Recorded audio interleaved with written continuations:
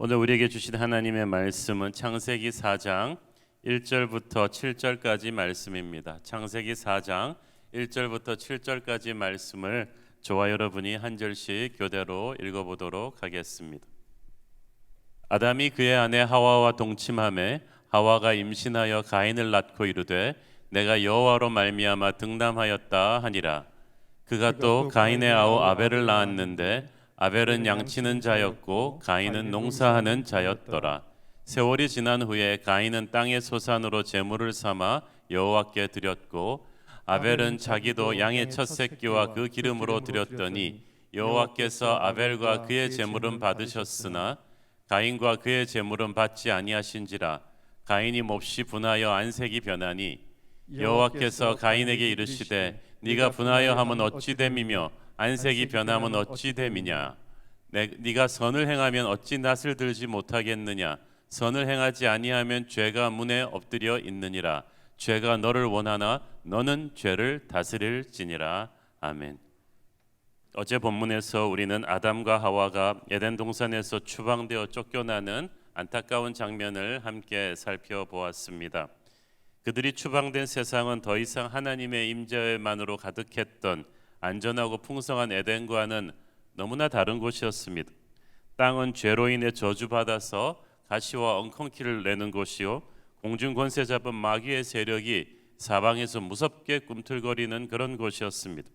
이제 인간은 죽음과 질병을 걱정해야 했고 자연을 다스리는 것이 아닌 자연과 싸우면서 하루하루 긴장과 불안 속에서 살아야 하게 되었습니다. 그러나 하나님께서는 아직도 인간을 버리시지 않았습니다. 1절을 보니까 아담과 그의 아내 하와가 동침해서 가인을 낳았다고 했습니다. 하와가 아이를 낳고 너무 기뻐서 내가 여호와로 말미암아 등남하였다고 소리쳤습니다. 하나님께서 내게 주신 아들입니다 라는 기쁨의 찬양이죠.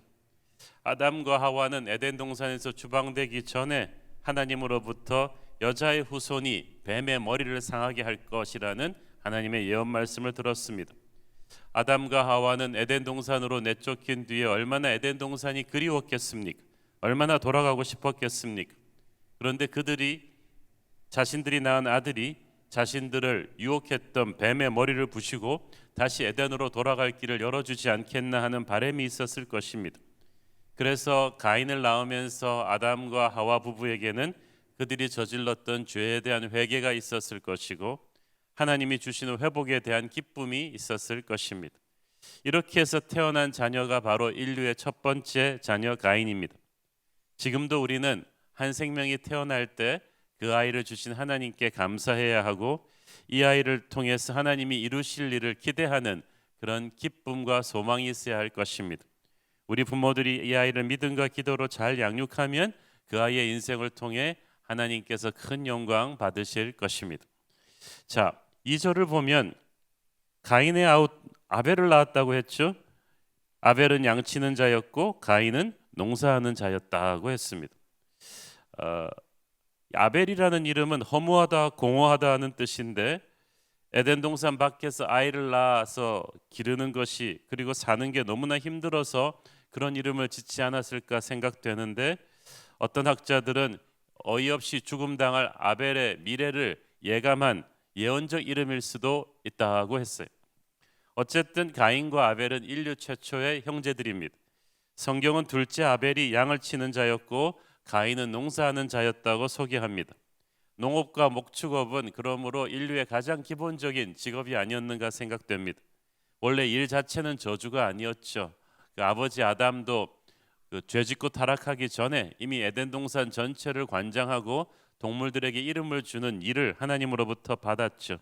그런데 죄짓고 타락한 뒤에 하나님의 권위와 능력으로 기쁘게 하던 일이 이제는 부담과 고통으로 다가왔습니다. 이제 가시를 내고 엉겅퀴를 내는 땅에서 쉬지 말고 땀을 흘려야 열매를 먹을 수 있는 게 목축업과 농사짓는 삶이었어요. 3절 우리 같이 읽습니다. 세월이 지난 후에 가인은 땅의 소산으로 제물을 삼아 여호와께 드렸고. 세월이 흘러서 가인과 아벨이 각각 자라서 어른이 되었는데 어느 순간에 기특하게도 둘 다 하나님께 예배를 드려야겠다는 생각을 하게 되었습니다. 부모인 아담과 하와가 그래도 예배하는 삶을 그래도 가르쳐 주지 않았을까 생각이 됩니다. 예배한다는 것은 이제 자기가 하나님과 관계를 맺겠다는 뜻입니다. 인간은 하나님으로 제대로 예배할 때 비로소 진짜 영적으로 살아있는 존재, 진짜 인간의 그 길을 갈 수가 있습니다. 죄를 짓기 전에는 따로 예배하는 행위가 성경에 나오지 않습니다. 왜냐하면 하나님과 매일 만나고 교제했기 때문이죠. 그런데 죄가 들어옴으로 말미암아 인간은 에덴에서 쫓겨났고 하나님과 교제가 단절되었습니다. 그래서 이제 예배를 통해서 이 교제를 회복하지 않으면 안 되게 되었습니다. 자, 그런데 예배에서 아주 중요한 요소가 있는데 예배에는 제물이 있어야 돼요. 본문을 보면 가인과 아벨도 각각 제물을 가지고 하나님께 예배드리려고 했습니다. 가인은 농사를 지었기 때문에 땅의 소산을 가지고, 그러니까 농산물을 가지고 하나님께 드렸고, 아벨은 목축업을 했기 때문에 양의 첫 새끼로 하나님께 드렸습니다. 자, 그런데 거기까지는 좋았는데 그 다음에 문제가 생겼습니다. 4절 5절 읽습니다. 아벨은 자기도 양의 첫 새끼와 그 기름으로 드렸더니 여호와께서 아벨과 그의 제물은 받으셨으나 가인과 그의 제물은 받지 아니하신지라. 가인이 몹시 분하여 안색이 변하니. 자, 형제가 다 예배를 드렸는데 하나님께서 가인의 예배는 받지 않으시고 아벨의 예배를 받으셨습니다. 여기서 우리는 정말 중요한 사실을 하나 배우는데, 예배는 내가 드렸다고 완성되는 게 아니라 하나님이 받으셔야 완성되는 것입니다. 주일날 수천 명의 사람들이 본당을 가득 메우고 예배를 드렸죠. 그렇지만 그 모든 사람들의 예배를 하나님이 다 받으시는 것은 아니죠. 어떤 사람의 예배는 받으시고 어떤 사람의 예배는 받지 않으세요. 이것은 어떻게 해서든 간에 예배 시간에 앉아 그냥 자리만 지키고 나오면 된다는, 그래서 예배를 해치우기만 하면 된다고 생각하는 사람들에게는 아마 큰 충격이 될 것입니다. 지금까지 매너리즘으로 적당히 해치웠던 예배들이 하늘에 상달되지 않았다, 하나님이 받지 않으셨다, 이것은 얼마나 큰 충격입니까? 하나님이 기뻐하시는 예배가 있고 기뻐하지 않으시는 예배가 있어요. 하나님께서 아벨의 예배는 받으시고 가인의 예배는 거절하셨습니다. 그것은 하나님께서 아벨의 예배는 기뻐하시고 가인의 예배는 기뻐하지 않으셨다는 뜻이죠. 왜 하나님께서 같은 예배인데 어떤 예배는 기뻐 받으시고 어떤 예배는 기쁘지 않으셔서 거절하셨을까요? 히브리서 11장 4절을 보면 아벨의 예배에 대한 중요한 성경적인 해석이 나옵니다. 시작. 믿음으로 아벨은 가인보다 더 나은 제사를 하나님께 드림으로 의로운 자라 하시는 증거를 얻었으니 하나님이 그 예물에 대하여 증언하심이라. 그가 죽었으나 그 믿음으로써 지금도 말하느니라. 자, 아벨의 예배는 믿음으로 드리는 예배였다. 믿음이 없이는 하나님을 기쁘시게 할 수가 없다고 했죠. 형식과 전통이 아니라 믿음으로 드리는 예배가 진짜 예배다. 가인과 아벨이 어떻게 예배를 드렸는지 성경은 자세히 말해주고 있지 않지만 분명한 것은 아벨은 하나님 보시기에 진실한 믿음으로 예배를 드렸고 가인은 종교적인 요식행위로 형식적인 예배를 드렸다는 사실입니다. 이 믿음으로 드리는 예배를 통해서 아벨은 하나님으로부터 의로운 자라 하시는 증거를 얻었다고 했어요. 여기서 의롭다는 말은 죄가 덮어졌다, 죄 문제가 해결되어서 감추어졌다는 뜻입니다. 아벨은 양의 첫 새끼를 드렸죠. 양이 죽어서 피 흘린 제사였어요. 그 피가 아벨의 죄를 덮어주었고 그래서 아벨이 드리는 제사는 의롭다 인정을 받았습니다. 오늘날 우리에게는 어린 양 예수 그리스도의 보혈이 있습니다. 참된 예배는 그 예수님의 어린 양의 보혈을 덮어쓰고 하나님께 나가는 거예요. 참된 예배는 예수 그리스도의 보혈을 의지하고 믿음으로 나가는 것이고, 그때 예수의 피가 우리를 커버해 주면서 하나님께서는 어린 양의 피를 보고 우리가 죄 문제가 해결되었다는 거 인정해 주시는 거예요. 그것이 어린 양의 보혈을 믿는 믿음의 예배입니다. 보혈의 은혜가 죄 문제를 해결하고 나면 성령의 불같은 임재가 그 예배를 통해서 임하게 되죠. 몇 번 말씀드렸지만 오순절 성령 강림은 갈보리의 십자가 보혈이 있고 나서 우리에게 주어진 거예요. 보혈이 없으면 성령의 임재도 없습니다. 보혈의 은혜로 죄 문제가 해결이 돼야 성령의 불이 임하는 것이고, 그때 우리는 예배에서 은혜를 받았다고 하는 것입니다. 신령과 진정으로 드려진 예배, 하늘 보좌로 나아가는 살아있는 예배가 그런 것입니다. 오늘날 저와 여러분의 예배도 그런 예배 되기를 바랍니다. 단순히 교회 와서 기계적으로 찬양 따라하고 설교 듣고 돌아가는 예배가 아니라 어린 양 예수 그리스도의 피를 의지해서 죄 문제가 해결을 받고 성령의 기름 부으심을 완전히 체험하는 그런 예배가 되기를 바랍니다. 하나님이 우리의 그런 믿음의 예배를 받으실 때 우리는 벌써 영으로 그걸 느껴요. 하나님이 받으시는 예배를 우리가 드리고 나면 우리의 영이 그걸 느낍니다. 그리고 하늘의 기쁨으로 충만하게 되죠. 그때 죄의 능력이 끊어지는 것을 느끼고 우리는 새로운 능력으로 세상 속으로 돌아갈 수가 있습니다. 자, 그런데 하나님이 받지 않으시는 예배를 드리게 되면 그와 정반대의 현상이 일어납니다. 5절 읽습니다. 가인과 그의 제물은 받지 아니하신지라 가인이 몹시 분하여 안색이 변하니. 인간은 영적인 존재죠. 하나님이 내 예배를 받으셨을 때도 영적으로 느끼고 기뻐하지만 하나님이 내 예배를 거절하실 때도 느껴요. 가인은 직감을 했습니다. 자기 예배가 거절되었다는 사실을. 그 순간 가인은 몹시 분하여 안색이 변했다고 했어요. 우리 인간이 가지고 있는 상처 중에 가장 깊은 상처는 거절감이죠. 어렸을 때 부모로부터 버림받은 사람, 형제, 친구, 선생님, 주변 사람들로부터 있는 그대로 사랑받지 못하고 거절당해 본 경험이 있다면 그것은 평생 마음속 상처로 남습니다. 원하던 학교나 직장에 지원했다 떨어지면 거기서도 막 거절감이 몰려오죠. 근데 거절감이 생기면 분노와 낙담으로 막 영혼이 너무나 피폐해집니다. 근데 가장 큰 거절감은 하나님으로부터 당하는 거절감입니다. 하나님이 내 예배를 받지 않으셨구나. 가인은 깊은 상처를 받았습니다. 그 상처는 동생 아벨의 예배는 하나님이 받으셨다는 사실을 알았을 때 더 깊어졌어. 아니, 내가 동생보다 못한 게 뭐람? 형만한 아우가 없다고 했는데 내가 아우보다 못한 게 뭐가 있다고 하나님이 아벨의 예배만 받으시고 내 예배는 안 받으시는 건가? 너무 화가 났어. 회개를 해야 될 때 그 가인은 화를 냈습니다. 그때부터 이제 문제가 틀어졌어요.